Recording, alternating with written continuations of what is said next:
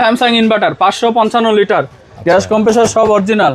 এটা আপনার চোখে পড়তেছে না, আশা করি এই এত বড় ফ্রিজ যারা বিশেষ করে আপনি যদি বাসায় নাও নেন, আপনি হোটেলের জন্য নিতে পারেন, অত বড় রেস্টুরেন্টের জন্য বাসাতেও নিতে পারবেন। ঠিক আছে, হ্যাঁ অবশ্যই কারেন্ট বিল একবার কম খায়। বড় ফ্রিজ দেখে ভয় পাচ্ছেন কারেন্ট বিল বেশি খাবে, তা না। ডিসপ্লে কারেন্ট বিল খাবে মাত্র 200 টাকার মতো। 200-250 ডিসপ্লে 100% অলোকে, গ্যাস কম্প্রেসর সব অরিজিনাল।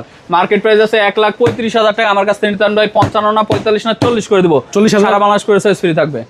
তারপরে ওয়ালটনের 386 লিটার গ্যাস কম্প্রেসর সব অরিজিনাল আছে, উপরে ডিপ নিচে নরমাল, ফুল ফ্রেশ কন্ডিশন আছে। নন ফ্রস্টেড ফ্রিজগুলো কেনার চেষ্টা করবেন। এগুলো হচ্ছে সাইডে কোনো বড় সাইডে কোনো আইস হবে না, যেটা রাখবেন ওটা আইস হবে। এটার দাম দিচ্ছি ভাই আপনার 28 না 26 না 25 না 24 করে দেবো, করে সাইজ ফ্রি। আচ্ছা, 23,000 করে দিলাম আজকের ভিডিওতে। 23,000 টাকা না, একবার কমে দিলাম। এটা কিন্তু ভালো প্রাইস।